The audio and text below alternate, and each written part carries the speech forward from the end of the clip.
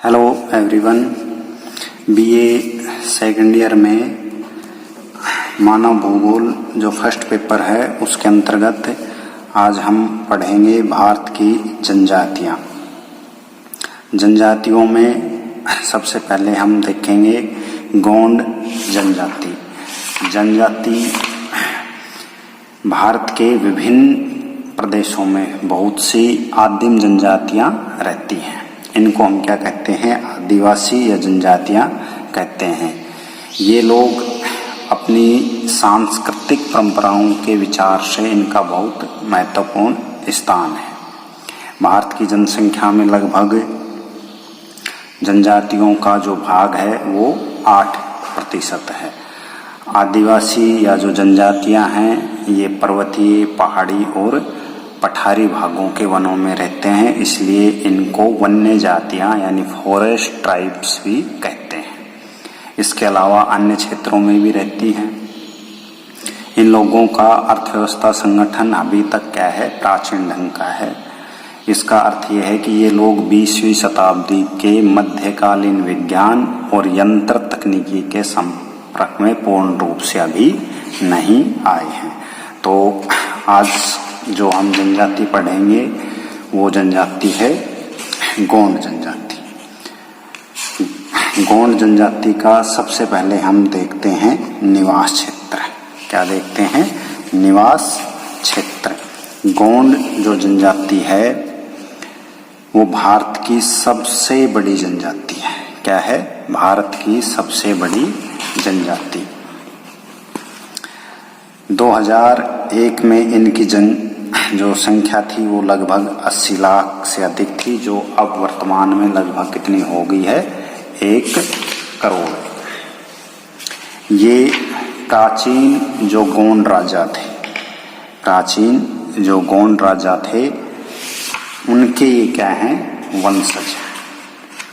तथा दक्षिण में कर्नाटक से लेकर आंध्र प्रदेश, दक्षिण में कर्नाटक से लेकर आंध्र प्रदेश, महाराष्ट्र, गुजरात, मध्य प्रदेश, छत्तीसगढ़, झारखंड, बिहार तथा बंगाल तक फैले हुए हैं। गोंड जनजाति के कई वर्ग मध्य प्रदेश और आंध्र प्रदेश के पठारी भागों में भी रहते हैं। उड़ीसा के दक्षिण पश्चिम भाग में भी कुछ गोंड रहते हैं। मध्य प्रदेश में विशेषकर जो मध्य प्रदेश का बस्तर का पठार है वहां पर इनके मुख्य वर्ग मारिया, मुरिया, परजा, भटरा, गडाबा, हालबा और ढाकर हैं। आंध्र प्रदेश के गंजम और विशाखापट्टनम जिलों में साओरा वर्ग तथा क्रूस वर्ग और केवट वर्ग के गोंड रहते हैं। उसके बाद गोंड लोगों की बस्तियां यानी इनका घर कैसे होते हैं? गोंड लोगों के जो निवास है वो नंगले अर्थात पल्ली और छोटे छोटे गांव होते हैं, यानी छोटे छोटे गांव होते हैं। और इन गांवों को क्या कहते हैं? टोला कहते हैं। क्या कहते हैं? टोला कहते हैं। ये लोग अपना टोला बसाने से पहले ढाल की दिशा, सूर्य का प्रकाश, कृषि भूमि आदि का अच्छी तरह से क्या करते हैं? अध्ययन करते हैं। इनके मकान लकड़ी के, पत्थर के और ईंटों के द्वारा बनाए जाते हैं। टोला के पास एक उपयुक्त स्थान होता है जहां पर क्या बनाते हैं? युवक गृह। क्या बनाते हैं? युवक गृह। और इस युवक गृह को क्या कहते हैं? धोतुल कहा जाता है। क्या कहा जाता है? धोतुल। इनमें गांव के युवक और युवतियां रहती हैं। इनमें धोतुल में। तो छोटा क्वेश्चन हो सकता है धोतुल क्या है? तो धोतुल क्या है? एक युवक गृह होता है जिसमें गोंड जो युवक और युवतियां रहती है। धोतुल के पास ही सरकारी कर्मचारियों तथा मेहमानों के लिए गेस्ट हाउस होते हैं। इनको क्या कहते हैं? कोस धोतुल। उसके बाद इनकी उद्यम तथा अर्थव्यवस्था यानी इनके कार्यकलाप। गोंड लोग आत्मनिर्भर होते हैं। इनके जीवन की आवश्यकताएं अत्यंत साधारण होती हैं। प्रत्येक गांव के निवासियों के लिए भोजन, वस्त्र, आश्रय आदि की व्यवस्था उसी क्षेत्र के उत्पादन से होती है। इन लोगों का मुख्य व्यवसाय जो है वो क्या है? कृषि और आखेट। आखेट यानी शिकार करना। कुछ लोग वनों की उपज को भी इकट्ठा करते हैं, कुछ पशुपालन भी करते हैं और मछली पकड़ने का कार्य भी करते हैं। इनके जो मुख्य कार्य हैं वो इस प्रकार से हैं। ये दिप्पा कृषि करते हैं, आखेट कार्य करते हैं, मछुआ कर्म यानी मछलियां पकड़ने का कार्य करते हैं, वनों की उपज को इकट्ठा करते हैं और पशुचारण कुछ मात्रा में, यानी मुख्य काम नहीं है इनका पशुचारण का। मुख्य कार्य क्या है इनका? कृषि और आखेट। दिप्पा कृषि क्या होती है? जो आदिवासी जातियां हैं, जनजातियां हैं, वो अभी तक क्या करती हैं? घुमक्कड़ जीवन जीती हैं और जंगल में इकट्ठी गई लकड़ी, कंदमूल और जड़ी बूटियों से ही क्या करती हैं? जीविका निर्वाह करती हैं। इस कारण ये विवर्त कृषि, जिसको हम शिफ्टिंग कल्टीवेशन या स्थानांतरित कृषि कहते हैं, इसमें क्या होता है? नई साफ की गई भूमि को कुछ वर्षों तक जोतने बोने के बाद क्या कर देते हैं? उसको छोड़ देते हैं और दूसरी भूमि को साफ करके जोतने बोने लगते हैं। इस प्रकार की कृषि को क्या नाम दिया गया है? दिप्पा। यानी ये एक स्थानांतरित कृषि है, लेकिन इस क्षेत्र में इस कृषि को क्या कहते हैं? दिप्पा कृषि कहते हैं। सरल भाषाओं में 1-2 वर्ष के लिए एक जगह ये क्या करते हैं? खेती करते हैं। फिर अगले 2-3 वर्ष बाद उस भूमि को क्या कर देते हैं? छोड़ देते हैं और दूसरी जगह साफ करके वहां पर कृषि करते हैं। उसके बाद है पेंडा कृषि। पेंडा कृषि भी क्या है? एक स्थानांतरित कृषि है। अंतर क्या है? सिर्फ इसमें जो पेंडा कृषि है इसमें क्या की जाती है? सीढ़ीदार खेती की जाती है, यानी जो पर्वतीय भाग हैं, पठारी भाग हैं, उन पर सीढ़ीदार कृषि कहते हैं। दिप्पा और पेंडा में समानता यह है कि प्रत्येक फसल उगने के बाद भूमि को 2 या 3 वर्षों के लिए प्रति छोड़ दिया जाता है। तो दोनों में एक ही अंतर है, सिर्फ पेंडा कृषि में क्या होता है? सीढ़ीदार कृषि की जाती है। जिन भागों में जल प्राप्त होता है वहां ढालों पर ये क्या करते हैं? छोटी छोटी नहरें काटकर नीचे खेतों की ओर लाते हैं। खेतों में मिट्टी की आर्द्रता को बनाए रखने के नीचे, ढाल के नीचे क्या कर देते हैं? लट्ठे, लकड़ी रख देते हैं, जिनके द्वारा बहता हुआ जल क्या है? मिट्टी में ही रुका रहता है। यानी ये भूमि संरक्षण की एक विधि होगी, यानी भूमि का कटाव या अपरदन नहीं होता। और ये विधि मानव द्वारा वातावरण समायोजन का एक क्या है? बुद्धिमत्पूर्ण उदाहरण है। उसके बाद ये मछुआ कर्म भी करते हैं, यानी मछली पकड़ने का कार्य भी करते हैं। कुरुख और जो केवट तथा धीमर वर्ग के जो गोंड हैं वो क्या करते हैं? मछुआ कर्म करते हैं। बस्तर की सभी जो आदिम जनजातियां हैं वो मछुआ कर्म थोड़ी बहुत मात्रा में अवश्य करती हैं, लेकिन जो कुरुख वर्ग है वो मछुआ कर्म को अपना स्थायी पेशा बना लिया है। याद रखना, कौन सा वर्ग? गोंड जो जनजाति का कुरुख वर्ग है उसने मछुआ कर्म को अपना स्थायी पेशा बना लिया। ये जो कुरुख वर्ग हैं ये कृषि नहीं करते, इसी कारण से ये जो मारिया वर्ग है उससे ये पूर्णतः भिन्न है। उसके बाद पशुचारण। रावत वर्ग भी गोंड जाति का एक क्या है? उपवर्ग है। यद्यपि विकसित प्रदेशों में रावत जाति ब्राह्मण और क्षत्रिय दोनों वर्गों में होती है, फिर भी गोंड लोगों में भी एक वर्ग का नाम क्या है? रावत वर्ग है। रावत वर्ग का पेशा क्या होता है? पशुपालन। ये लोग गाय, बैल आदि दूसरे कृषकों को बेच देते हैं। रावत लोगों को दूध दही के बदले में अनाज तथा अन्य वस्तुएं मिल जाती हैं। कुछ लोग कस्बों में जाकर भी दूध दही बेचते हैं। उसके बाद ये कुछ थोड़ा बहुत लघु जो कुटीर उद्योग हैं वो काम भी करते हैं।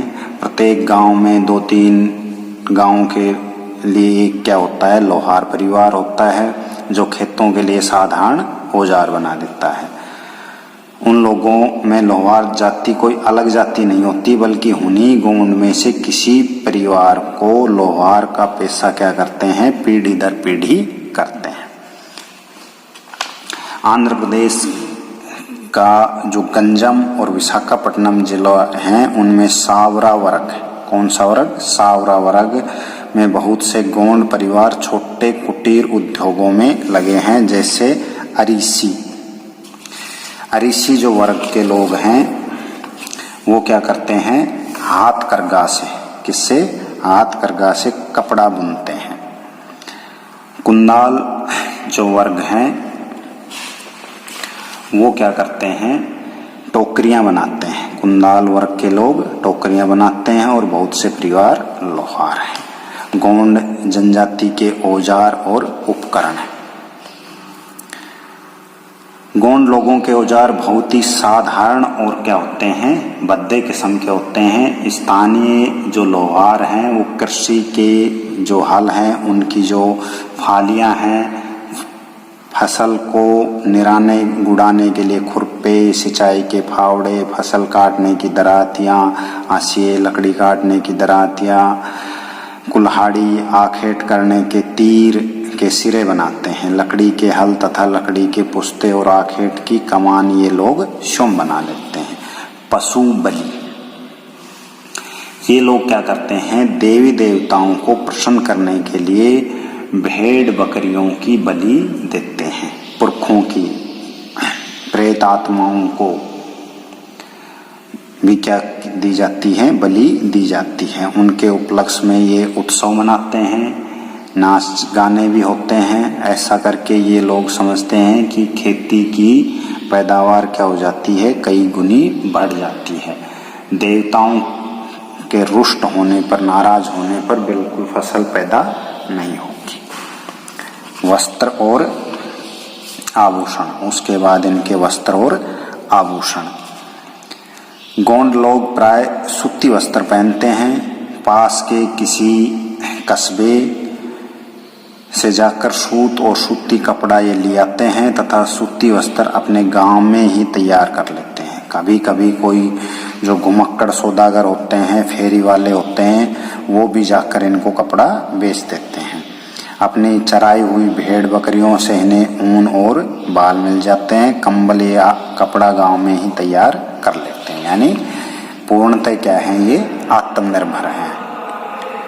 स्त्रियां मूंगे और नकली मोतियों के आभूषण क्या करती हैं, गले और हाथों में पहनती हैं।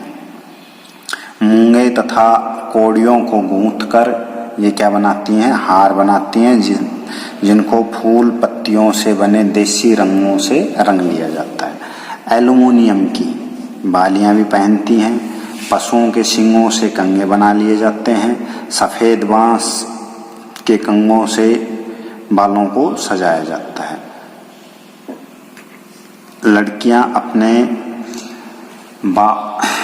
बालों के जूड़े में क्या करती है, सफेद बांस के बने आधे दर्जन तक कंगे रखती हैं और विवाह के पश्चात केवल पति के घर भेंट में प्राप्त हुए ही कंगे का ये प्रयोग करती हैं।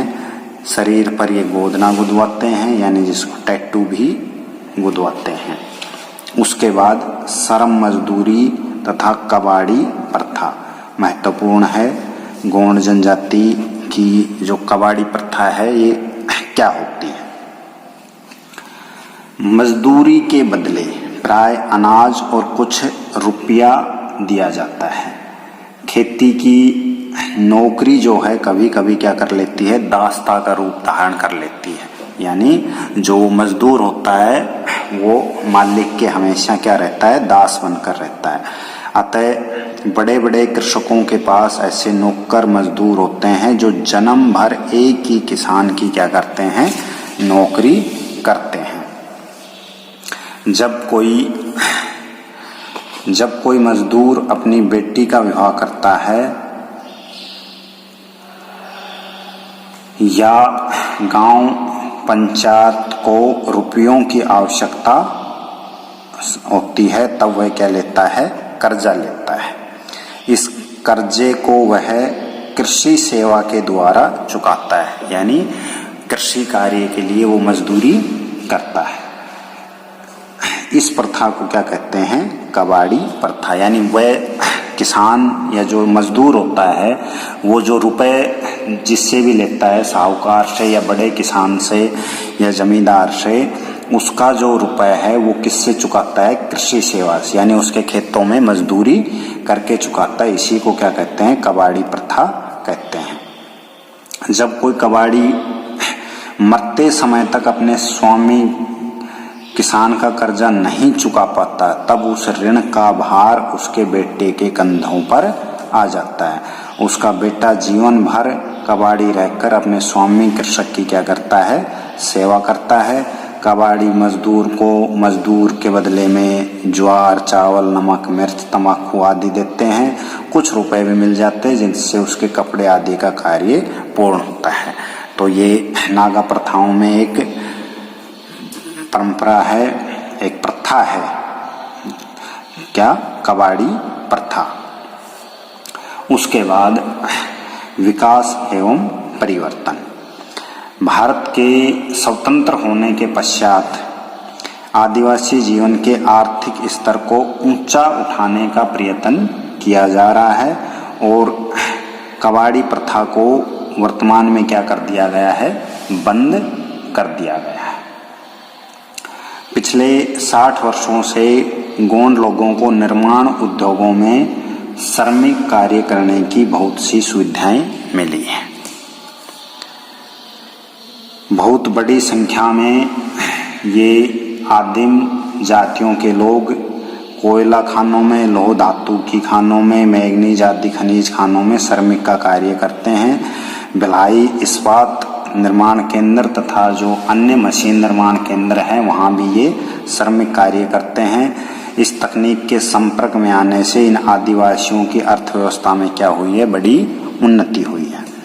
निर्माण केंद्रों के समीप इनकी स्थायी नई बस्तियां बस गई हैं जिनमें अस्पताल, स्कूल, बाजार और पंचायत घरों की भी क्या की गई है, स्थापना की गई है। नारी जीवन की कठिनाइयां भी कम हो गई हैं। यातायात का विकास होने से नगरों में संपर्क बढ़ गया है, जीवन अधिक सुखी हो गया है। सभी राज्यों में इन्हें क्या दिया गया है, आरक्षण का लाभ दिया गया है, जिसके कारण शिक्षा व सरकारी नौकरियों के क्षेत्र में पर्याप्त संख्या में गौंड दृष्टिगोचर होने लगे हैं।